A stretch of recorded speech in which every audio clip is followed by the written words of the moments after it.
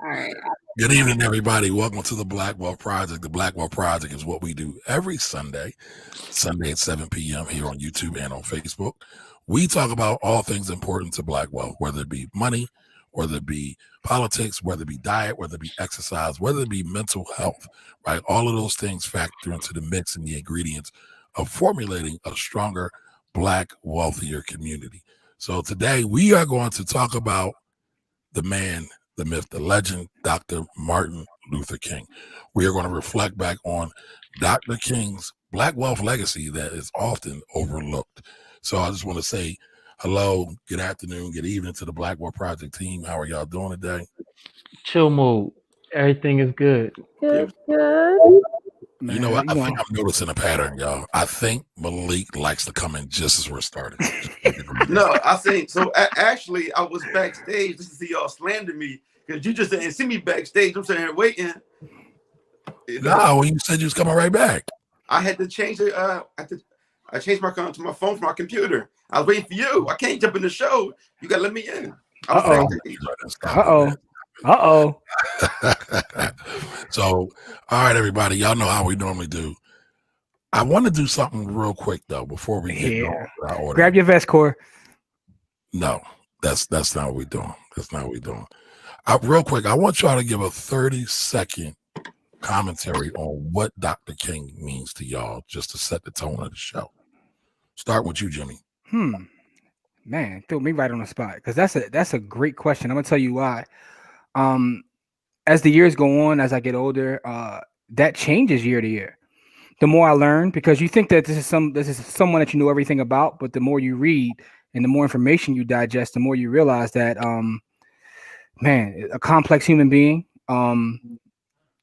someone who was of service. So I guess for me right now, where I'm at right now in terms of what I think about is of service.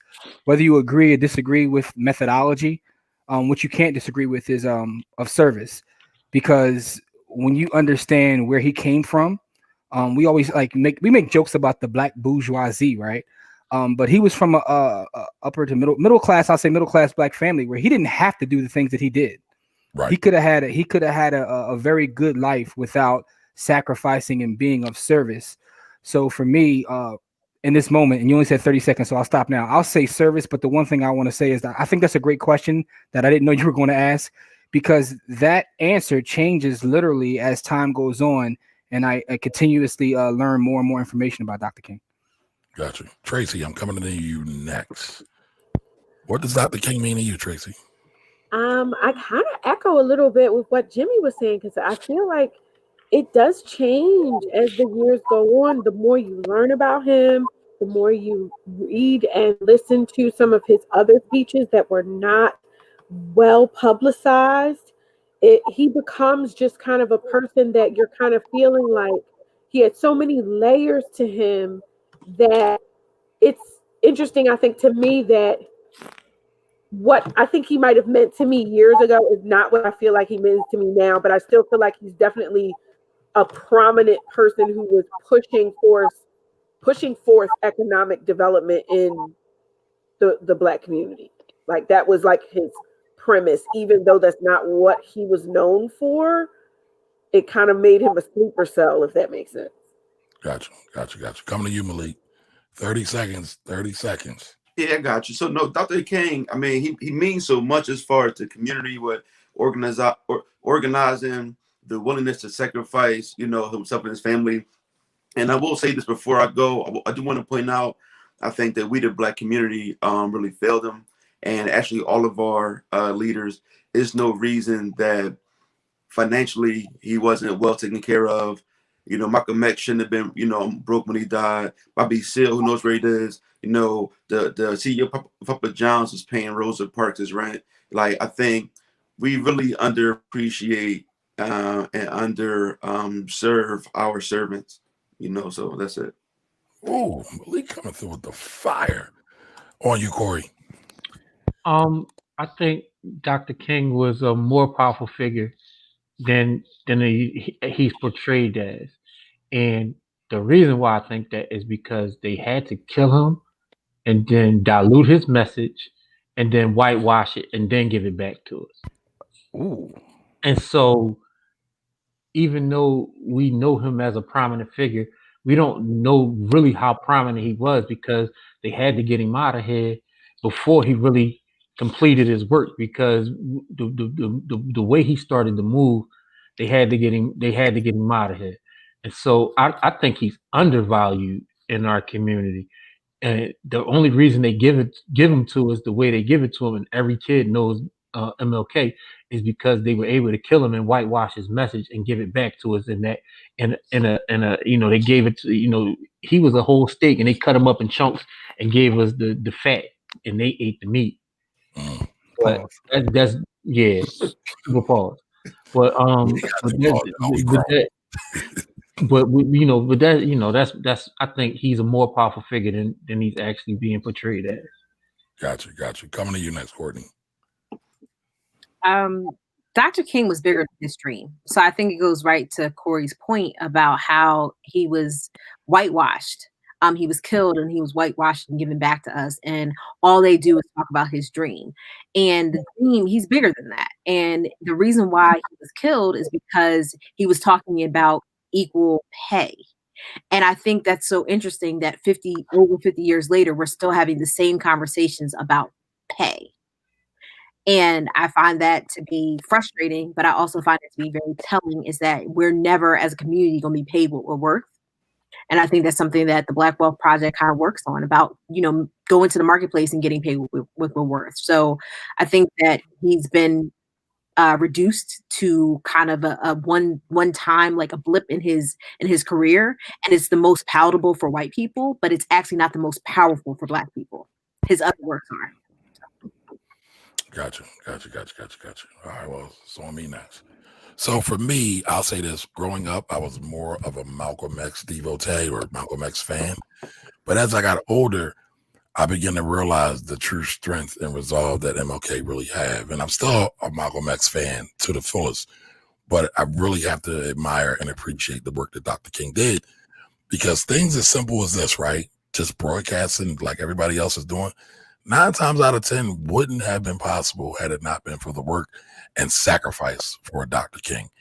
And to kind of echo what Malik said, it really is a travesty that many of our fighters, our freedom fighters, had to live a life of obscurity and poverty towards the end years of life. Now, MLK kind of gave a lot of his money away. He gave his Nobel Peace Prize money away. X, primarily worked for the Nation of Islam and never really worked on his own personal fortunes and wealth. And again, the movement did step up and take care of the families. However, I feel that they should have been way better off after the losing of their fathers, both of them respectively. All right, everybody. So listen, we appreciate you all here. Before we get on to the get on, we got to do our BOB and then we'll come back and check in with everybody. So I guess I get the spotlight twice. That doesn't happen too much. But my BOB of the week, Black Yoga Magazine. Black Yoga Magazine. We don't have too many magazines left, y'all. A lot of them are going out of business or, not getting the subscription levels that they need. But here's one. It's relatively new. It's very well done. Great articles, great writing, great layout. And so I would suggest you all go check out Black Yoga Magazine, especially as we are all moving forward, trying to deal with all the craziness that's going on here while we all kind of stay in place with COVID and everything else that's going on. Because we know yoga was originally on the pyramid walls, so we know it comes from us. And it's about time that we claim it, y'all. About time that we claim it. Where can we find that at? I found it online. To be honest, I found them on IG. And then I just went on and brought a subscription because I said, hey, I like yoga. I like what yoga is about. I'm into mindfulness and meditation and athleticism to a certain degree as well. And so I just brought it. Sight unseen. Okay. I hear that. Listen, real quick, before we go on, I just want to say, my Black business of the week is the Ivy Investor. I'm going to tell you why real quick. I got a chance earlier to talk with Courtney and she gave me like an advanced strategy that just like literally might change my life. So I want to give Courtney a shout out before we move on with the show. That's my Black business of the week. So we got 2 Black businesses of the week. So we'll just lump them on in. Hold on, because listen, you guys are amazing. And I want everybody to know that. Shout out to Malik too, because Malik gave Corey and I the opportunity to do some community work yesterday. We spoke for a bunch of students ages 14 to 18, and we talked about trading and investing, and that was like Malik set that whole thing up. So salute to Malik allowing us to do still be able to do our community work even though we have to do it via Zoom. So I got a shout out to Coach Carter, still making an impact. Coach Carter and IB Investor. I'm giving y'all a shout out. So, all right, hold on. Can we get a little glimpse of this super duper strategy that she gave you? I mean, you can't listen, man. Listen, it's to be sold. I'm not going to listen. I know that's right. She got put that behind a paywall, dog. She got put that behind a paywall, but it was basically showing me how to use multiple investment vehicles at the same time to maximize the amount of money that you can, funnel into retirement without triggering any sort of So, I didn't know it, and when she showed that to me, like my mind was blown. I've been doing research all day, like holy smokes. So, holy smokes! Indeed. I told her, I said, look, you gotta make that a course because I know that most people don't know that. Yeah, That's common. And I mean, you forget how much this. I tell people all the time, my best degree that I have is my tax law degree, by far. Say that one more time, Courtney. My tax law degree is the best degree that I have. It took me a while to get there because I had to go through my undergrad. I had a BA philosophy and I had a JD. But that LLM is taxation. I can't tell you guys enough. The tax code is the cheat code. I say it a lot, but it's so true. Like we're so busy trying to scam the system gives you the blueprint. Just follow the rules. Yeah. A whole situation in the tax code about yachts. That's a fact. I co-sign that all day long. Hey, yes, man. All I wanted is an affiliate code. That's all. when that course drop, we pushing that. We need that. That's what the culture needs. That course. I just need an affiliate code. Make that happen today. Facts. All right, Courtney, you got work to do. Yeah, listen, I need it because 2020, my 2020 taxes be cool, but my 2021 taxes are going to be disgusting. Yeah. So and that's what I told her. I said 2021 is shaping up to be something else. My 2020 one's going to be disgusting. You got 5 customers already. You already got 5 courses sold. You get immediately. Yeah, but I do want to say this real quick though, man. I just realized that Kamari had on the melanated nerd shirt. That thing came quick. Yeah. Right? That thing came real quick. Not only do I have the shirt on, I got the thing cap on. The thing cap, okay. The thing cap. Listen, you did both of them. Fast. Yeah. Okay, supporting the black brand. That's dope. That's dope. Hey, I got my Finance Rebel shirt on. I'm just gonna put that out there. Hold on. Let's get that on the screen real quick. Okay, yeah. The Finance Rebel. You know what I'm saying? I support black brands. Appreciate you, sir. Appreciate you. All right, let's check in with our people. We don't want nobody to get lonely out here, y'all. They might start leaving us. Like, what's going on? They ain't talking to us. Hey. Hey, Adrian. Shout out to Adrian. That's Adrian too. That's a dope pic you got there with the sister with the hair out. That's Adrian too. Adrian got 2 profiles up here on Facebook. That's Adrian too. That's the other one was her the one she was using to run from the feds. Yeah. Why you gonna put her out there like that? We love Adrian. We love joking with Adrian. Yeah, we just messing with it. Listen, y'all, like I always tell y'all, we love to have fun here. So we talk a little money, we talk a little seriousness, but we always gonna be cracking jokes. So just get used to it. Madeline Freedom, welcome. How are you today? Welcome. Tracy, how you doing? Hey, what's going on?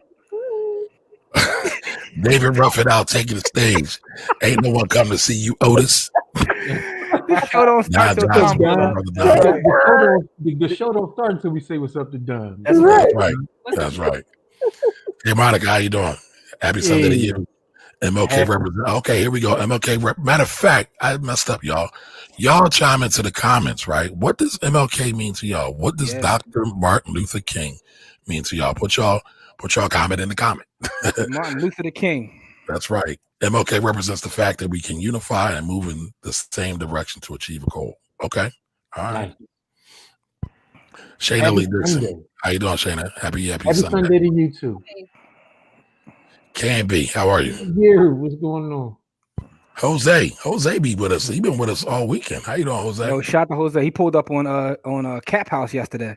Yeah. Did y'all see that video where my man remixed the name of Cap House? I shared it in the chat. Oh no, I did see that. Yeah, I won't say the word though. Jose says we barely do right by observing his birthday on the 15th. Instead, we celebrate him when the folk designated date for us. Facts. Facts. Tell you something. Richard, no, what's up with you? crazy. Hey, Richard, thanks for that YouTube comment too, sir. I appreciate you. Yo, that right there is insane. Like when you think about what he just wrote right there. So Richard's comment. Well, funny thing, I just looked it up, right? Because, by the way, shout out to One Night in Miami. Shout out to One Night in Miami. Everybody should watch that. Please watch that. And it's basically about a night in Miami with Sam Cooke, Muhammad Ali, Malcolm X, and Jim Brown just having a conversation about Malcolm X's potentially leaving the Nation of Islam and doing his own thing. So, but Richard says most overlook the fact that MLK was 39 when he died. Yes. And Malcolm was 40. Right, so they were like right there. I mean, that's crazy. It was a couple of years difference, but it wasn't too far off. Now I wonder how old Medgar Evers was when he passed. I got to look that up. That's crazy when you think about things that people accomplish and the amount of time that they killed the Messiah at 21. Yeah. Oh, Fred Hampton. Listen, they killed Fred Hampton at 21. Fred Hampton was putting the people together. Yeah, yes, that's why they got him right out of there at 21. They got him out of there. It was like, whoa. Yeah, he's young and energetic. Oh yeah, we gotta get him now. What's up, Wayne Terry? How you doing? CEO of Little Caesars, my man from Papa John's, let loose with the N-word on a board call. Oh, it's true, Little Caesars. Oh, I ain't getting Papa John's that much love. We had the wrong trash pizza. Yeah. Jarrell Williams says, listen to his speech. He talked about government giving away public lands to white immigrants. Yep, that's facts. Those white immigrants' descendants are today's farmers. Yep. Correct. So the last thing for people to look it up is called I've Been to the Mountaintop. And it's actually one of his more, what they were considered at the time to be the more radical speech. And it's apropos that he was assassinated the very next day. Correct. Yep. I just listened to that, Courtney, before we started the show. And that was a speech where he talked about take your money out, boycott Coca-Cola, boycott the bread company, and there was a couple other companies. We got to these watch parties, man. Yeah. But then he said, after he said boycott those folks, let's redirect our energy and our money and put our money in the black banks. Get him out of here. He was exactly get him out of here. He said he's like they were okay with civil rights. Like, okay, y'all can have all the civil rights in the world. We don't want y'all with the money rights. Y'all right. Keep civil rights. So what's up with Sandra? That's the home biz tax lady right there. Another one of our tax sisters. All right. Nice. Comments just jumped on me real quick. Y'all black tax professionals, y'all like a gang, yo. Y'all just pull up. Y'all run down. And listen, I'll put, well, not all of them, but most of them are pretty thorough. Most of them are pretty thorough. Hey, Malik and Tracy, y'all missed yesterday. So we get on Cap House and we say the word tax 3 times. The next thing I know, everybody pulls up with EA after their name. I'll see a such and such EA, such and such EA. I say, yo, what kind of bat signal went out? This is like a gang. We put the IRS signal in the world, and they just like, oh, tax genie popped out. Hey, but speaking of that, you know what? I missed that you guys were having that. That we were having that. I turned my alerts off on my phone. I turned every alert off, so I don't get it. My screen time is down 33% since I did that. That's important. Yeah. I'm about to follow right behind you. Gotta take a break sometime. Man, y'all gotta get these notifications when I send this fire message. If Jim ain't called me, I told him I was taking a nap. And if Jim ain't called me 2 minutes before the John was on, we'd have been 3 short. I was rocked. Man, y'all can't cut all y'all can't cut it all. Y'all gotta get these jokes I got. All right, what's up, Fiali? How you doing, Fiali? What's going on, Fiali? Monica asks, is a digital version of that magazine? I have the hardback. Again, I have the hardback of Black Yoga magazine. They might have a digital version. I think they do. But I got the hardback. It's something about the paper, y'all. Something about that paper. I would say that all the time. I would prefer a hardback book to digital anything. Yes. Every day. It's about the paper. It's about and they actually say that you process better if you actually read it than you right, because it makes you slow down. Man, give me that digital. I like the fact that I can like jump on a plane with my Kindle or something, and I have like 600 books with me. It's something about that for me. You need those glasses. That's why doctors. This is true though. That's exactly what you said. Too much screen time. So Adrian says, "Come on with the class, Courtney." I got it. It's coming. All right. Look, class. Fred B's waiting on the class too, Courtney. Yo, tax code is the cheat code. That's the name of the class. Yeah. Listen, that's why we need that affiliate link. We already sold 4, Core. We sold 4 already. Yeah, look right. Miss Shine from the 10K Project. How are you, ma'am? Hey. We need to interview you. We gotta get you on the show. Hey, Liz. Elizabeth, how you doing, Elizabeth? Hey, Liz. This was a Delta. I added her as a friend the other day. I was like, "What is this thing around here?" It's a Delta. I said, "Okay." We love her. We still love her.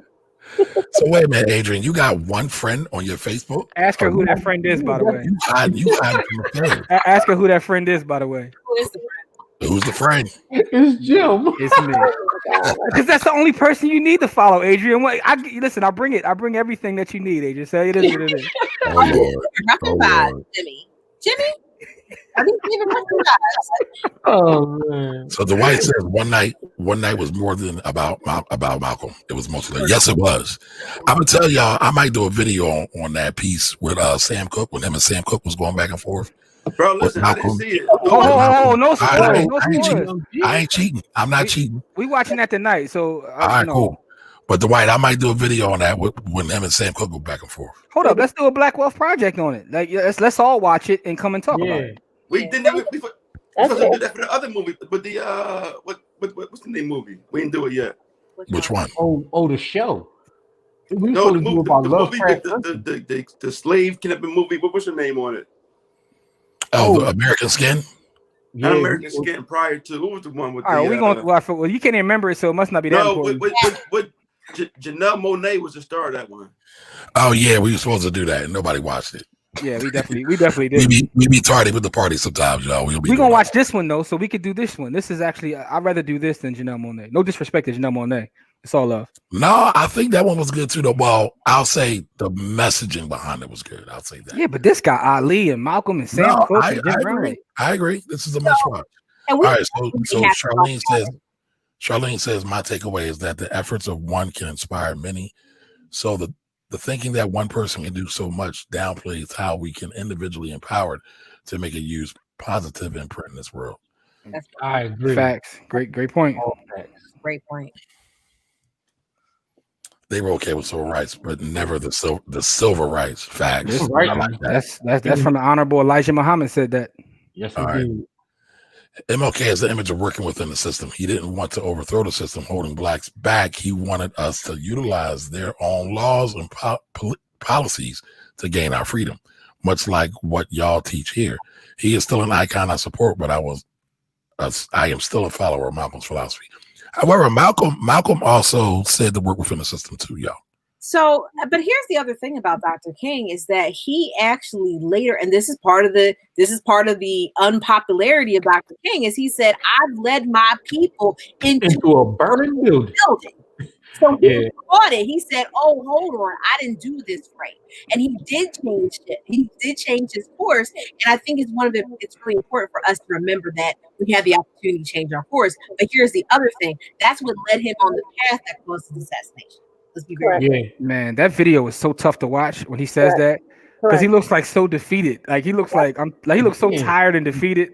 Did all of this, and I think I did it for the wrong reason. Like I got to go change all of it, and then he was ready to go put that work in, and they was like, "No, dog." Yeah, man, he underestimated just how evil they were. That's what it is.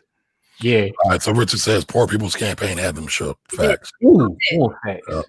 It did. And I think that's the other aspect of it is that, again, you can anytime that you align amongst socioeconomic classes and not amongst race, that's when they get shook. That's why Fred Hampton had to get out of here. My man said black power for black people. He said white power for white people. He said Hispanic power for Hispanic. He said, listen, anybody oppressed, we all coming together. And a couple weeks later, he was no longer with us. But all right, so let's get back on track, y'all. Let's get back on track. So let's do this. All right, so we talked about what he meant to y'all. Now let's talk about his Black Wealth legacy. I mean, we talked about it a little bit, but let's dive into it a little bit deeper.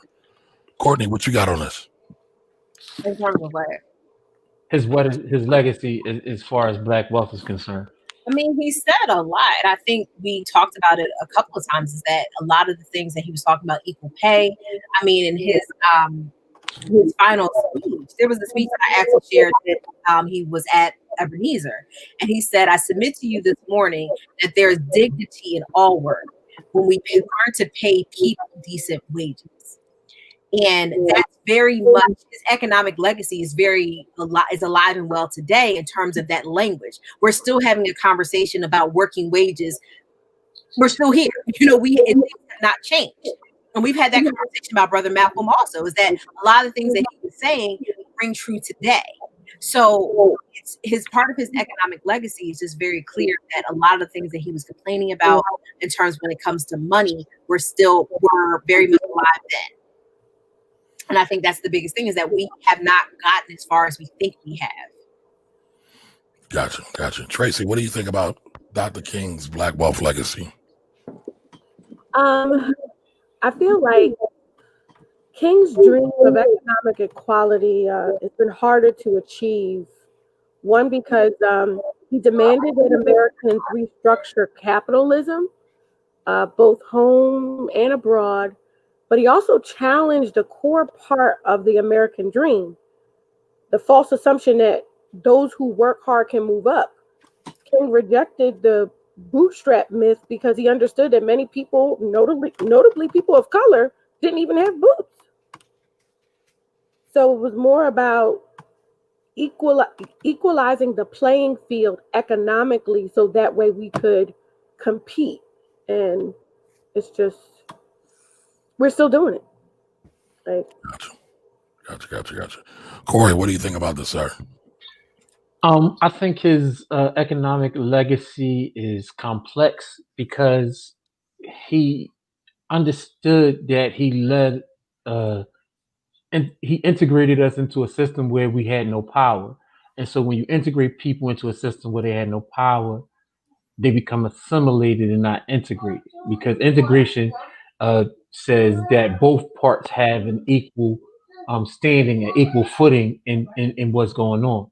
But his legacy, as far as him pivoting, is that was, they saw him coming into his power, and they killed this power before he fully stepped into it. And so that's what I think his legacy is, that is incomplete. It's complete in one sense, that he had the power to bring people together, but it's incomplete in what he was trying to do and trying to accomplish. And so I think his legacy, because of his untimely death, is incomplete. His economic legacy. Gotcha. Malik, what you think? So, I mean, this is really so much to say. But I think in one of his speeches, man, I should have researched it, I didn't. But he said, what is it to have a poor person like in a rich nation? Basically saying that why are we, with the richest country in the world at the time, why do we have people having poor wages and can we survive? Like, what is the point, in that kind of living? And the thing is, the white folk, the work that he was doing was really beneficial to the white folk that hated him. Had he gotten like the trash unions, they would have benefited from his works. From all economic things. White people hated him so much that they were willing to spite him, even though they benefit with his works. But also it really definitely showed us the power of unity. We're just talking about the boycott, the Montgomery bus boycott in itself, show, okay, if we want to make money, we got to deal with these black folk. Like, if they are the economic engine, then okay, we have to bring them to the table and make some concessions because we need their money. But as black people, we always say, oh, so much spending power, but we're so splintered that it's hard to really bring that money together and really have any more systems that really benefit us in a way that Dr. King was teaching us. Gotcha. Jimmy, what do you think? One of my favorite quotes from Dr. King is money, like any other force such as electricity, is immoral. It can be used for either good or evil. So that's something that's a Dr. King quote, and it's very powerful when you think about it. But what's interesting when you talk about his Black wealth legacy is, and this is why I talked about the more you study, the more you read. And Don mentioned the book as well. Where do we go from here?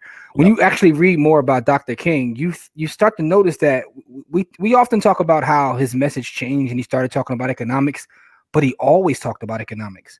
Yep. And Corey mentioned in the beginning that how they had to change the message and then give it to us in a way that they thought we should be able to digest it. Because when you go back and you like literally can read his speeches, he always talked about economics. In terms of ways that we move and who we spend money with, that may have changed, but economics was always a part of what he talked about. And you don't know that if you're getting your information from a school, right? They're not going to tell you about that. But that's why I said that. Well, I mean, not a school like you went to. I mean, that's a little different, though. You know what I'm saying? That's cut from a different cloth. But my point is, when you start to read his speeches, you see that economics was always a part of it. And I agree with Tracy. It's something that we're still fighting for. And also what Malik said, us being fractured is a big part of that problem. So I think his legacy is complex because most people don't understand that was part of his fight. But that was part of his fight. Facts. I mean, I'll go now. I think one of the most moving speeches that I've ever watched of King is when he said that be black and be proud, be a man, claim your dignity. I mean, I'm paraphrasing here, but to hear him say that, I think that's very important to Black wealth because at that time, we were still deemed as 3/5 of a man. I mean, that wasn't what the law said on the books, but that's how we were being treated. And so I think that was really important because Malcolm's message actually echoed many of the same things. It's really hard for people to kind of step up and to embody their overall God-given abilities and talents if they really think that they're less than. And a lot of times they thought that they were less than. I mean, we still see remnants of that to this day. So I think that was one of the biggest things in terms of his Black wealth legacy that he left behind. But I mean, again, it was so many, like Jimmy said, and so many others that, he always talked about money, whether it be jobs or boycotting. It was, I mean, if you think about going back to Jimmy, right, the Montgomery bus boycotts was probably the most successful boycott in American history. It lasted for roughly 281 days, I want to say, somewhere like that. It was more than a year. It lasted longer than a year. It was like almost like 370 days or something like that. What about the boycott? What about the boycott of South? When you boycott South? No, I'm sorry. Go ahead. But it's funny, right? A lot of times now we're talking about boycotts in there for a day. So it just goes to show how the times have changed. And we've kind of forgotten those lessons from our ancestors and elders from yesterday. I will say this though. I do think because of the whitewashing of MLK, that many of us think that the whole nation rocked with MLK. Many people think that the entire Black community rocked with MLK. They did not. I think one of the biggest things, because King's mentor was Vernon Johns, who was the preacher previous to him at Ebenezer in Atlanta, and he was all about that black dollar talk, y'all. Man, there's a great shout to James Earl Jones. Right. What's the name of that movie though? I can't think of the name of the movie. I'll tell you in a second because I watch that clip often when he's walking into the store and talking about the black dollar. Like that was hard. Does King Come On Tonight not think about the movie? Hey, but listen, so hold on real quick, Malik. Don corrected me, just like it was either Corey or Jimmy that corrected me. So it was 381 days. 381 days. But go ahead, Malik. And the name of that movie, real quick, is The Road to Freedom, the Vernon Johns story. Thank you. Everybody should watch The Road to Freedom, the Vernon Johns story. Go ahead, Malik. I was thinking in today's society, do you know how tough it would be for it to be another Dr. Martin Luther King? There'll be so many campaigns against him. Like when you think of what he was able to accomplish with no social media, no cell phones, didn't own any media, but was able to get hundreds of thousands of people to come together at a certain moment multiple times. you know. And then also you got to think about it. There's way more. Like, I think black people as a whole financially are doing better. Like, there's a larger group of black people that are better off than back then. When you don't think so right now? I'm just laughing at both of them shaking their heads that way. That's not what the data says. Everything from home ownership, which is your bag, to unemployment rates, to even land ownership is Dr. Right. Anderson talks So about that a lot. I think both of you are right, but here let me break down why I say that. I think that us as a society are doing better. What I mean by that is you got poor folks with iPhones, which means there's more distractions. Doesn't mean that we're doing statistically that we're doing better, but when you got an iPhone, you know, and you know, I mean, you watching the Busted Challenge, you're not thinking about going to go march. So so I understand what Malik is saying in terms of us doing better, but it's not that we're doing better. The data doesn't show that in terms of, like, you know, income, education, when you measure it against everybody else. So I will say this to Malik's point, right? We definitely have more access to do things. We have more opportunities to make money now. Some of us are able to definitely go higher because we don't have the same ceiling. We can move to different neighborhoods. We don't necessarily have to stay in the quote unquote hood, and that's a whole other conversation.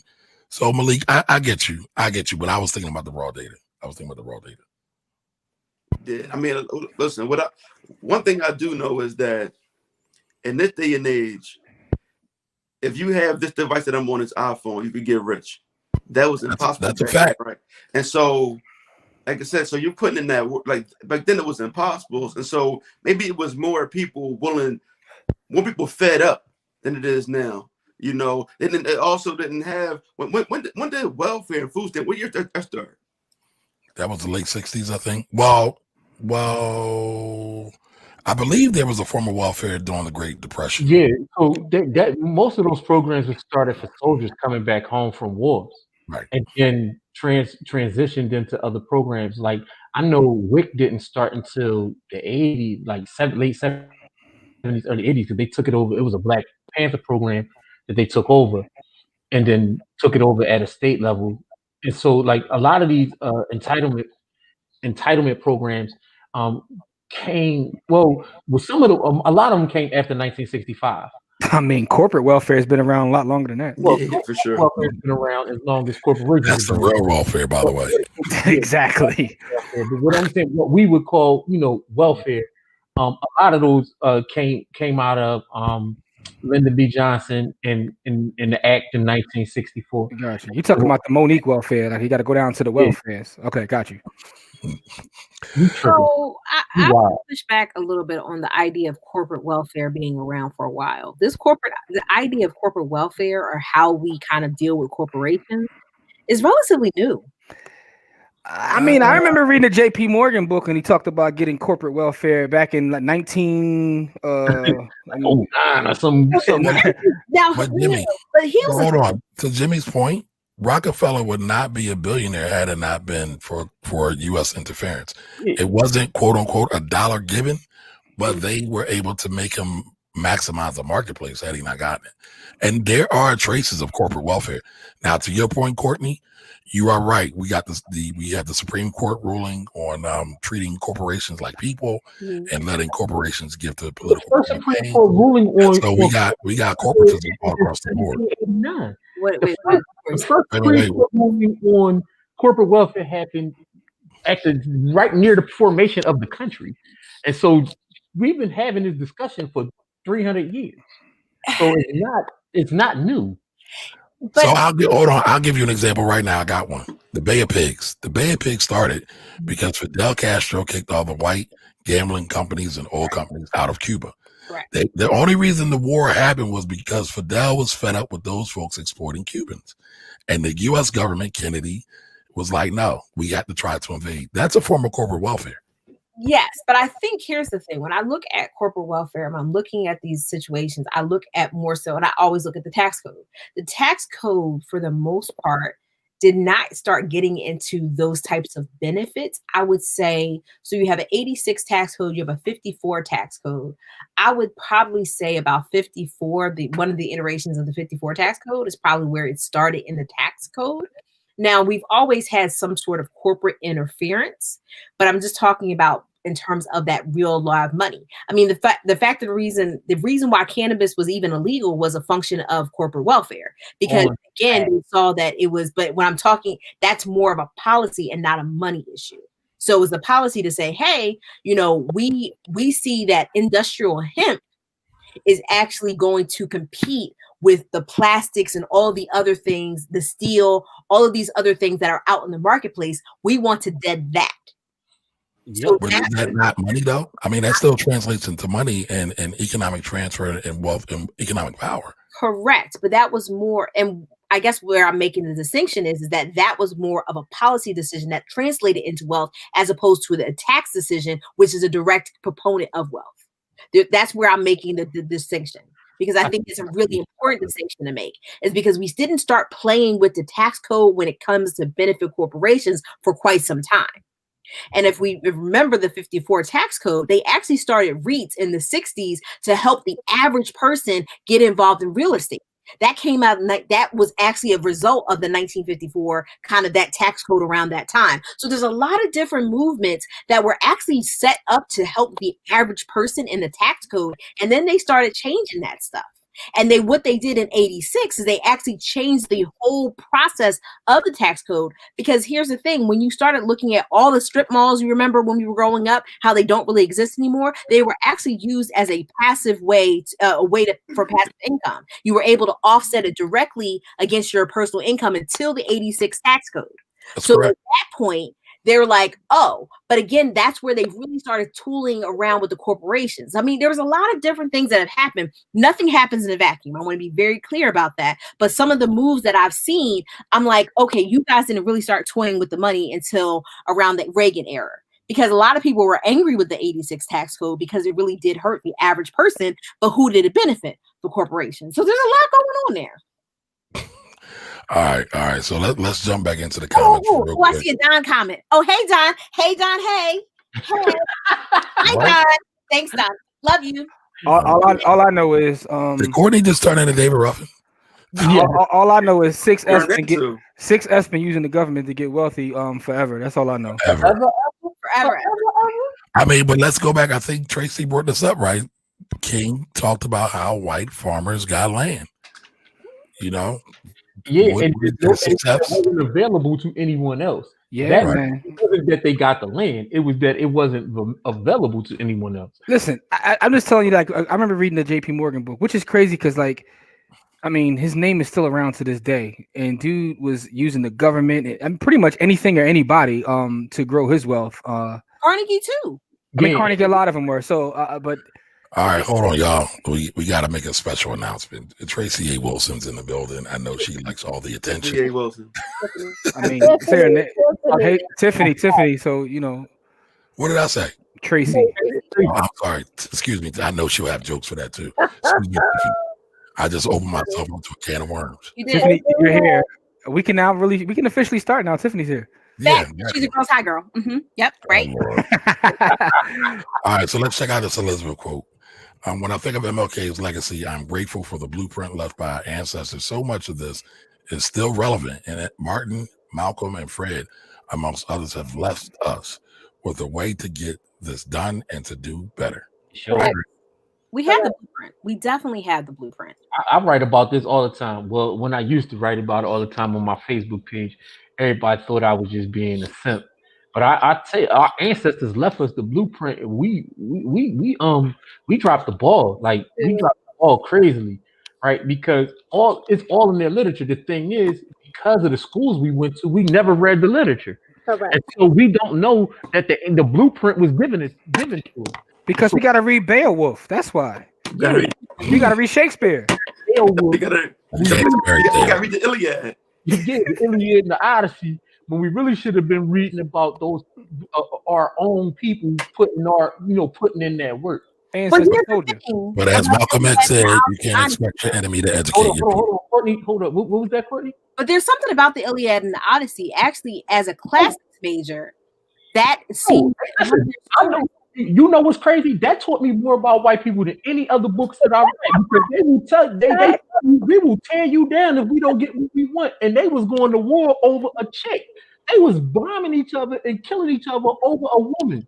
That tell you all you need to know. When my grandmother told me when I was 8 years old that the most dangerous thing in the world is a European woman for a black man, and then I read the Iliad and the Odyssey, I understood why. I mean, no, listen. I mean, They fought a whole war. only book I remember from back then I still carry with me is Animal Farm. But outside of Animal Farm, I could, 1984. I feel like Mm. So The Handmaid's Tale, same thing. All right, so I didn't see the show. I actually read the book and I was like, oh, I smell rancid butter. But all right, let's get through the rest of these comments real quick, y'all. that's funny. All right, so Monica says welfare, food stamps, Job Corps, free school were introduced by LBJ to fight LBJ, yeah. poverty in 1964. Thank you, Monica. thank you. that war's still going. Right. Yeah, how about that? Wayne Terry says Castro played no games with the Yells. No, he did not.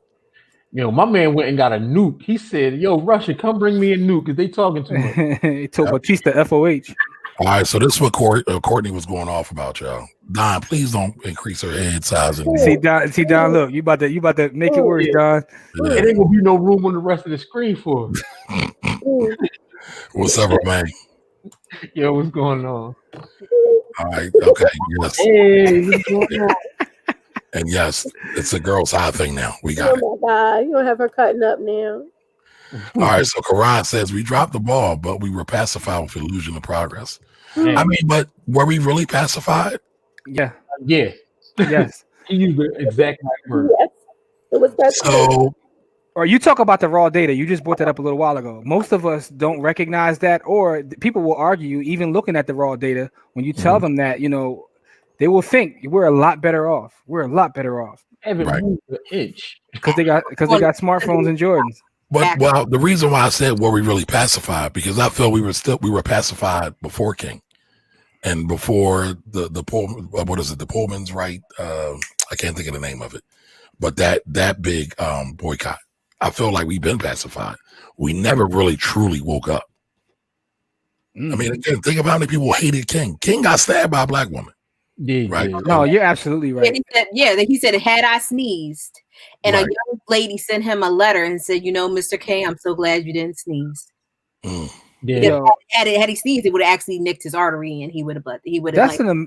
I think that's important to talk about because a lot of times, to Corey's point about how they give us the history. I remember reading Muhammad Ali's biography, and he talked about how his own folk treated him, and that like shocked me because from my childhood he was always a hero, but then I recognized that he didn't become a hero until he could really stop speaking. You know what I mean? Like so, but to hear him talk about in real time some of the vitriol he got from not only the 6 Fs but his own folks. It's kind of shocking. So when we look at Malcolm and Martin and Ali, all of our heroes in real time, it wasn't what it is now. At all. No, it's not. And the problem is, I mean, I do think there is a bit of an illusion because we think things were so much better back then where they really weren't. And I feel that's because we really don't study the history and really examine it. And we get it. And again, I'm not going to do Malik here and dog out educators, but I will dog out. I never did that. Oh, right under the bus. Shout to the counselor. The whole counselors are trash because they don't make I no didn't money. say that. That's not what I Yo, said at all. Malik went viral this week, y'all. For y'all that don't know, Malik went viral this week, y'all. So that Kamari's joking about Malik going viral this week.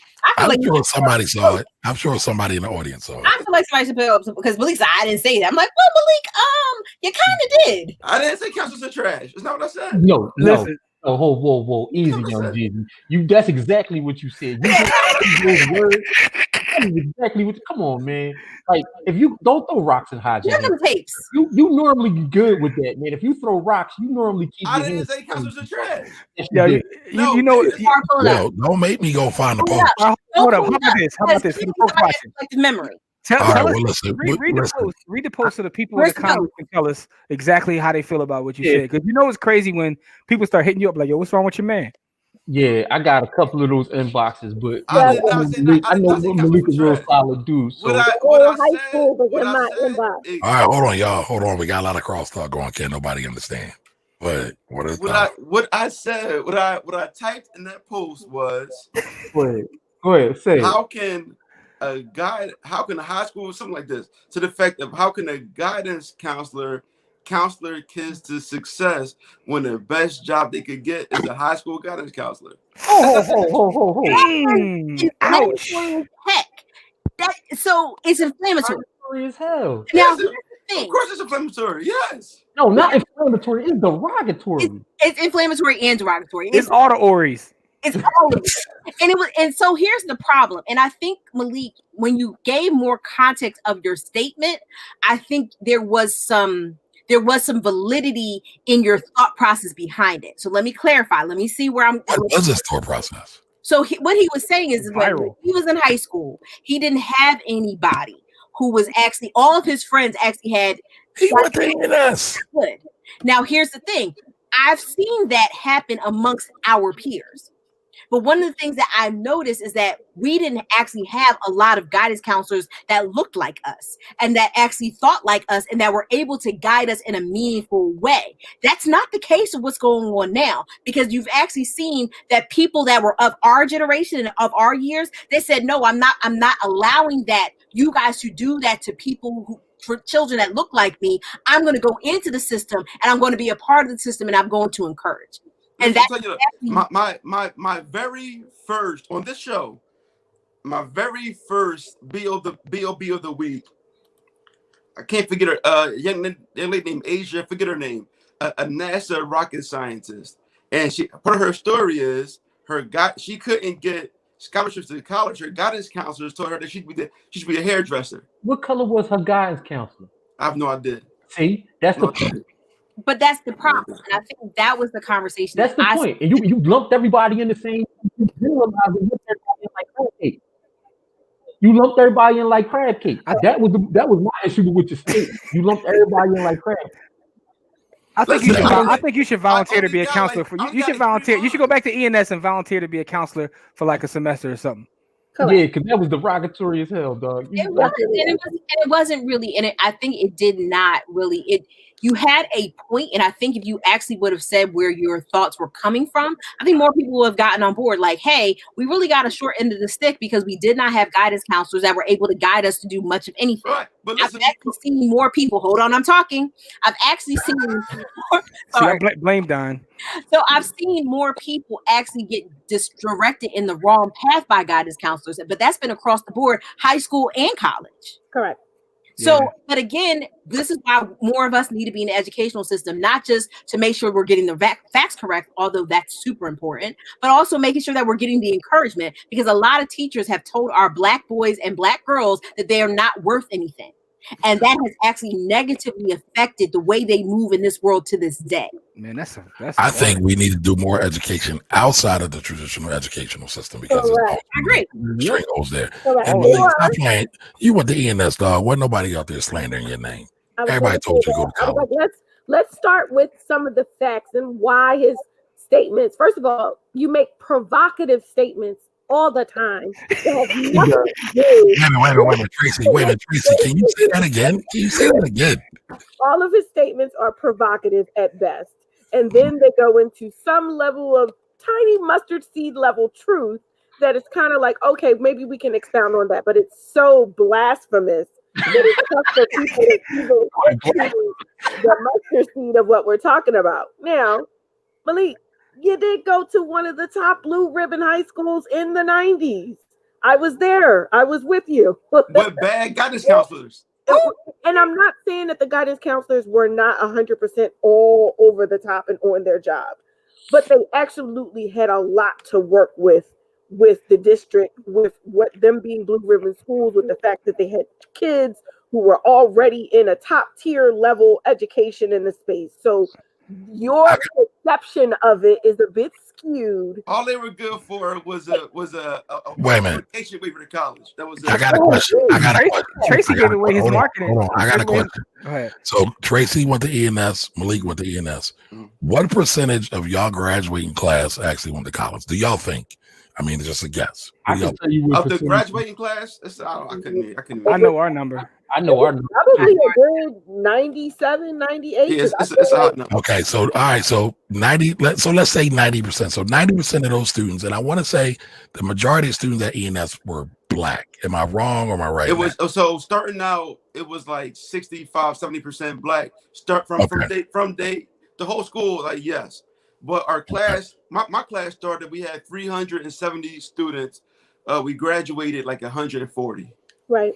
Okay, so let's say 90% of that 140 was what? Roughly the 110, roughly. So 110 people at your high school went to college, and you trashing guidance counselors?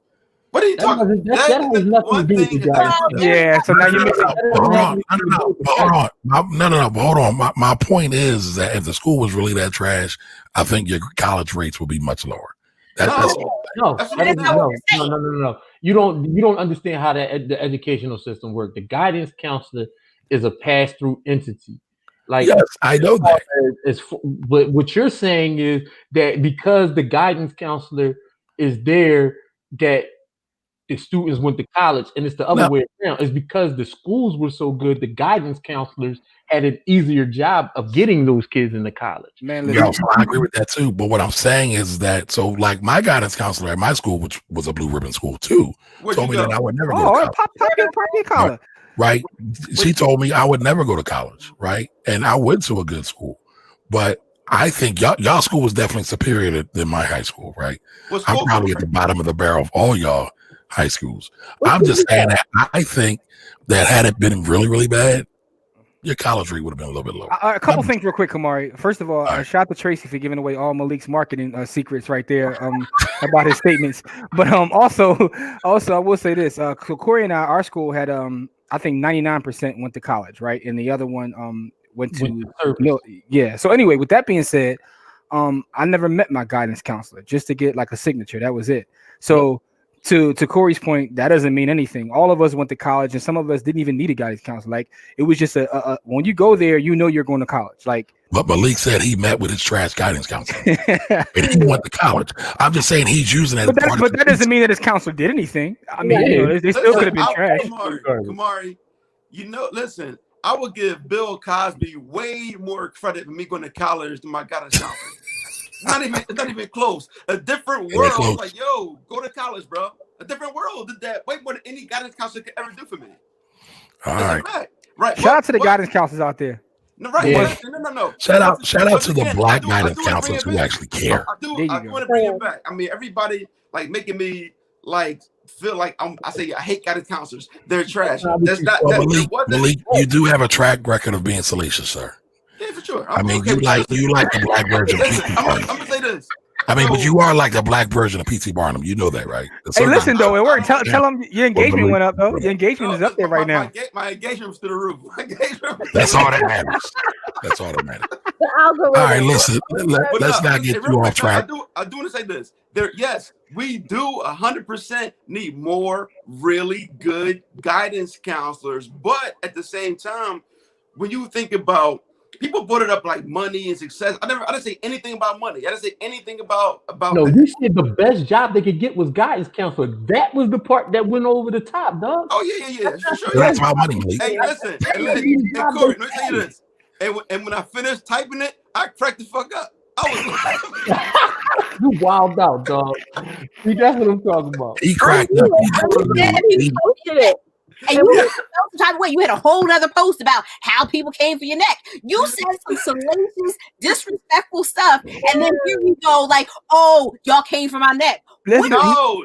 He's working the algos. He is working the algos. All right. Hold on, y'all. All right, let's get enough on Malik. We know Malik, dude. He is the AKA self-professed David Ruffin, the guy who died from a drug overdose in Philadelphia. I mean, it is what it is, y'all. He likes it. He likes it. What's the Jay-Z line? What does it mean? Who cares what it means? It's provocative. Provocative. But wait, but listen. Before we leave, I do make this point, right? All right, last one, Malik. It's not about guidance counselors in particular, right? It's about anybody. If you haven't been down the path, how can you teach somebody else to go down that path, right? I come to you guys as professionals, but in your separate fields. I'm not going to try to do my own taxes, right? I'm not going to try to do my own financial advising. I am going to seek a professional. Now, when it comes to home life, when it comes to childcare for some of these people in school, when it comes to some of those things, and the fee waiver and general conversation, those things, right? And like I think Melissa Lawson, that's why I tagged in. She said she got 3 degrees law, and she went to my college. I love what she do. Her husband's one of my brother's closest friends. I appreciate that, you know. But once again, she can definitely help the kids out, but you know, you have to have some kind of experience on the path of their journey to help them get to where they can try to get to. And also, it depends on your mindset. If you are an individual with a scarcity mindset, you are going to put them into the kids. It's not the position, it's the individual. Correct. All right, Malik. I didn't understand. These comments is wilding, yo. I don't know if y'all see that's why I'm trying to get into. Oh yeah, Can B's comment? Oh my god. Where is Can B's comment at? 805. 805. 805. All right, hold on. I wanna check this. Tiffany says we're using big words. Don says my guidance counselor gave me a pamphlet for the Army and said that's the best you can do. Yep, everybody knows that story. I really wanted to go to Spelman or Howard for college way back in the day, but the white guidance counselor told me all black schools provide subpar education. That's actually a conversation we need to have. Stacy. I mean. All right, my God. You mean what? Oh, right. You're right. God damn. So my guidance counselor was encouraging me that he tried. I missed it. Oh man! Wow. Your guidance counselor is a predator. No. Ouch. Yeah, your guidance counselor is a predator. That's another point. All right, so Karan, man, you like the episode of The Shy out here. Dang. So Karan says, I never considered college, especially after I caught that super predator label. My ex convinced me to go to college. Shout out to your ex. Yeah, shout out. Yeah, that's crazy. That's crazy. It's real out here. What's up, Khan? I didn't see you join this, but welcome. The challenge isn't for Malik to become a guidance counselor. There you go. Yo, you listen, fam. I want that. You would go viral again. Listen, man. Listen, when I always have been doing my best. When I work for public housing every day, I do my best. You can reach out right now to anybody that worked at Blumberg or Bartram Gardens or Johnson Homes when I worked there. When they came to the office to pay rent, they got a lot more than just paying rent. That's it. All right, Malik. Hold on. We're not gonna make this show about Malik, y'all. This show is about Dr. Martin Luther King. He's still working the algos right now. Yeah, he's still working them. That boy good. That boy good. So all right. So any other commentary from the audience about Dr. King? What your thoughts are on him?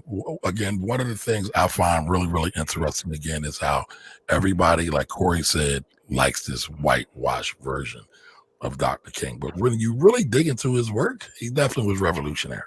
So I would say on this day, well, his birthday was the 15th, right? So just be correct. On his actual birthday, the 15th, it's celebrated on the 19th, which is tomorrow.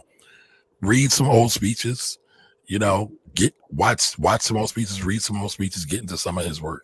I just read Where Do We Go From Here Now? That was pretty good. The sad thing about it was the same issues we're having now about unity were the same problems they were having back then. And it's sad. It's too much dividedness, man. You got you got colorism, you got religion, you got just proximity, you got class. It's so many things. I think humans are the worst when it comes to that, right? Division. Like we have these imaginary lines, and we have more off these imaginary lines when we all should be, working together. It's insane. The powers that be spend a lot of money to keep it that way. You can all right, everybody say hello to Roby. Hey, Roby. Hey, Roby. Yeah, I'm not into that humanist game. We all human game, because that's not how the other side play. So if you play that game like that, you're gonna lose.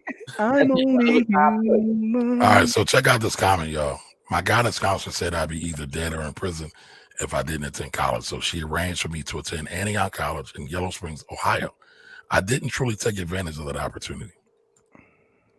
That sounds like So- a good guidance counselor. She was fear Right, I minded. was gonna say it sounds like a good guidance counselor.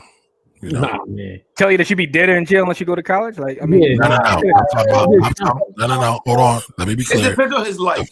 The fact that she took the extra step to Correct. arrange.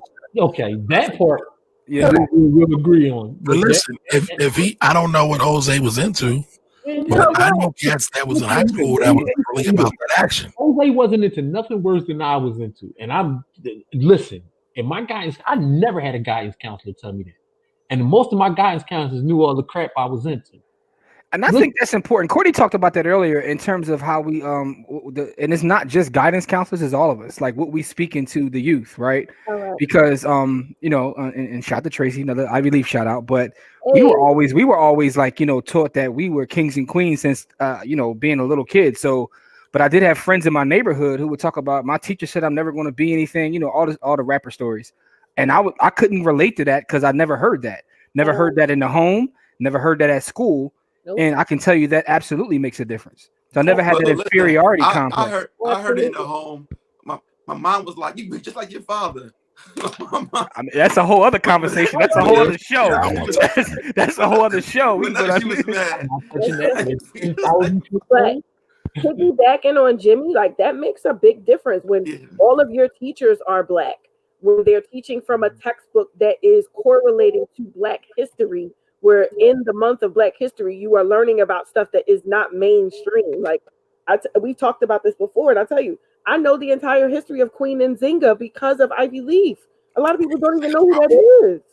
Yeah, they spoke life into us, and but then when you have it reinforced in the home, it's a little different. You don't have those, and like I've seen people that have inferiority complexes that I never had to deal with that. You know, on top of everything else you got to deal with. Man, listen.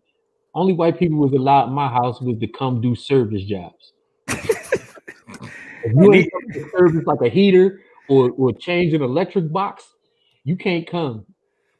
So and now they can't come, right? Listen, not my crib. All right, so let's get through these last couple, y'all, and let's wrap it up.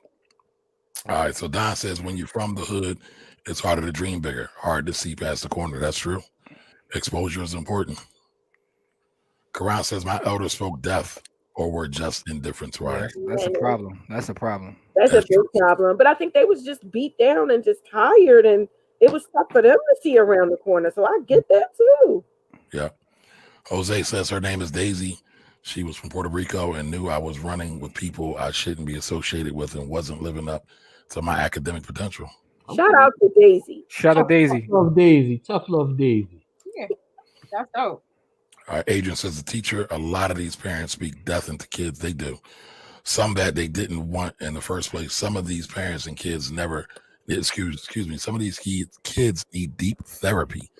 Yeah. They walk around wounded in our communities is real. I agree. Yeah, that's why the murder rate is the way it is. Man, listen, I say I'm on record of saying this all the time that parents are sometimes the kids' worst enemies, man. Yeah. That's because they're dealing with their own trauma. Correct. I'm gonna read this last comment and then we can move on. So Don Johnson says, shout out to Miss Edwards. She wouldn't even teach us their history. Ooh, that's hard right there. I didn't know when Robert Lee was until high school. That's hard right there. Neither did I. That's dope. But I want, speaking to Malik's point, right, about parents, I agree, but it's also our whole community, right? The people we surround our children with. Like I've seen some, we love Little League, whether it be baseball or basketball or football. And some of those coaches out there trash, y'all.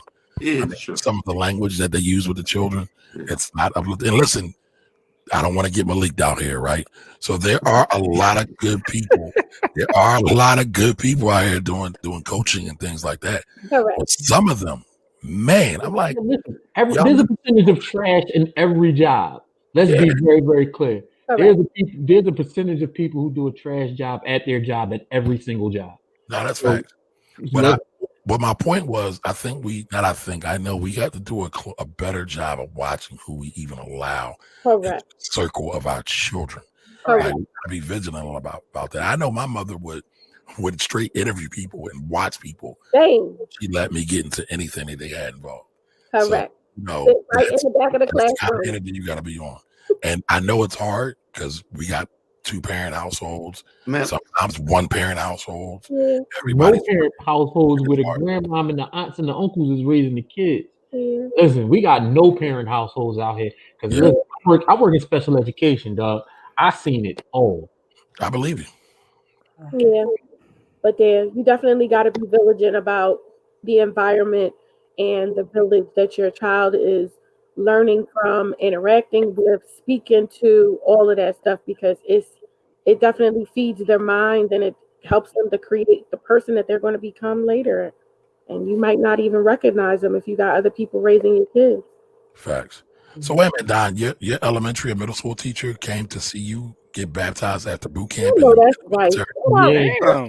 Wow. Rude. That's a teacher, honey. Is it? for sure. But that goes back to the very important point of it takes a village to raise a child.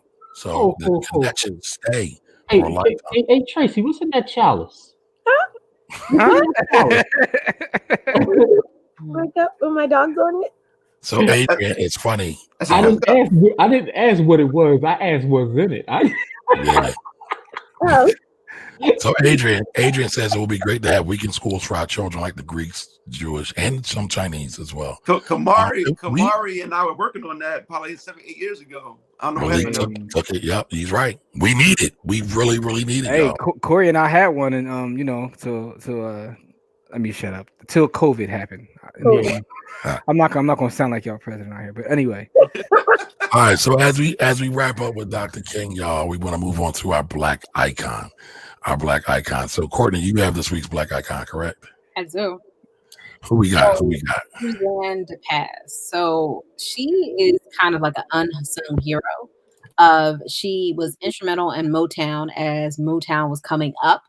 She worked significantly with the Jackson 5. I actually found out about her when I was watching like the Jackson 5 American Dream. And I was like, who's that lady over there? What's she doing? And they were like, oh, that's Suzanne DePaz. And I was like, okay. I looked her up and I was like, wow, she's really kind of like she really is a mover and a shaker. And she really worked on, she did like Motown 25. She did a lot of different things. She actually is responsible. If you look in the 90s, she did a lot of different sitcoms. So she's responsible for Sister Sister. She's responsible for Smart Guy. She also had, I didn't know she had this, but she had a sitcom with the Smollett family called On Her Own. So she also was behind Showtime at Apollo. She's done a couple of other things, and she's gotten multiple awards. I mean, she's got an Image Award. She's got an Essence Award. Just really just doing her thing. But she's just a really dope person, and I think she saw the beauty in telling our stories before other people did, and she really did a lot of coaching and mentoring. So I was really impressed by her, and I've always watched her. And she's 8 years old. Behind the scenes. Yeah, I'm 8 years old finding out about this woman. Yeah, I knew about all those shows that she was behind any of that though. I remember the Smoulier family show. Sommelier. That's what I was thinking, Corey. That's what I was thinking. I'm thinking about wine because I know that's what she's sipping out that chalice over there. Nah, I think Tracy might have something a little bit harder than that wine. Mm-hmm. Yeah, see, I hate it. She got some of that. She got some of that LVMH juice. Don't ask, don't tell. That's right. Well, listen, y'all. As we close out again, it is MLK's weekend. His birthday was on the 15th. Let's do honor to our great ancestor, and let's close out with some great words of MLK as we go out. Malik, you go first. I have a dream. What your thoughts are? Again, Hey, yo, white girl, come here. Are you tickling? we got prepared. Kamari put us in the spot. I don't want to speak the perfect word. So wait a minute. You don't have anything for MLK? You have nothing to say to close out? You always have something to say. Wait. Hold on. Hey, real quick. I thought you were saying give us a quote, like one of his speeches. No, I wouldn't do that. No. Oh, I'm saying like, okay. Yeah. Everybody, y'all see what I got to work with, right? Like, yeah. I thought you meant the same thing though. You said some great words. Well, okay. You said from Dr. King. I was like, I'm over here looking up some bars. Like, what yeah, bars? I was like, okay. I'm like, thank God he called Malik first. I gotta find these bars. I'll take the L on that one. I was wrong. Give us some of your final thoughts on tonight's show about Dr. King. Got So it. I was just going to end it in a moment of gratitude, and appreciation. I definitely stand on the shoulder of giants. I 100% know for a fact that I wouldn't be able to sit what I am, where I am, without Dr. King and the multitudes of people that were working alongside him, and even people that weren't working with him, but towards the same goal. So once again, gratitude. I appreciate it, and that's it. All right, Courtney. I'm the same. I mean, I feel like and I think I tell people all the time is that there's a time in your life where you realize that you've been lied to. And I'm trying to think of when that was. And I think I told Kamari that it was when I read Julius Lester's To Be a Slave. And I realized, and I think it was maybe even Columbus Day. Something around that time when I was kind of like my preteen years, something went really wrong. And I was like, yo, I've been lied to. Like y'all been, and my parents like, great that you got here. And I think it's the same thing. I've had that same experience with Dr. King. Is that we were told about his peace loving, how he followed Gandhi, how he was doing all these things. And he just wanted us to all get along and all of these things. Is like, no, that's actually not his whole thing. And it's, again, to Corey's point, it was whitewashed. So I think it's really incumbent upon all of us is to actually do the work and do the research and see what he was talking about. Because I think at the end of the day, we'll all get a different idea of his teachings, who he was and what he stood for. And I think the nonviolence actually plays into the hand of, hey, please don't, it plays into the hand of history, because if you notice, there were thousands of slave rebellions and they only talk about like 3 or 4. So I think it just plays into the, hey, please don't be violent, you guys. See, look at those other people. They weren't violent. Look at Dr. King. He was nonviolent. Like, no, that's not quite what was going on. So I just think it causes us to look a little deeper. Gotcha. Corey, what do you think about this, sir? I think, like I said, I think Dr. King's a legend. I'm not looking for perfection in my leaders. I'm just looking for consistency. And so he met that challenge at every turn and every pass. My man went to jail. He got stabbed up. You know what I mean? He got beaten in club. Like, you can't tell me that my man wasn't a G. Like, he was out here in the streets doing the work for the people and getting, he's putting his family in harm's way to do the work of and for the people. And so I think he gets underestimated. And like you said, he was hated. And I mean, absolutely hated by a large cross section of Black people. And, because, they got him as when he died, then he became this figure, this lovable figure. And they started to feed him to us as this lovable figure. Whereas in his actual lifetime, during his actual life, he was derided and damn near killed. You know what I mean? By his own people, and then did get off by the other folks. And so I think that we need to take a deeper, closer look at our ancestors and really read and go through their work. And Dr. King is a primary example of that.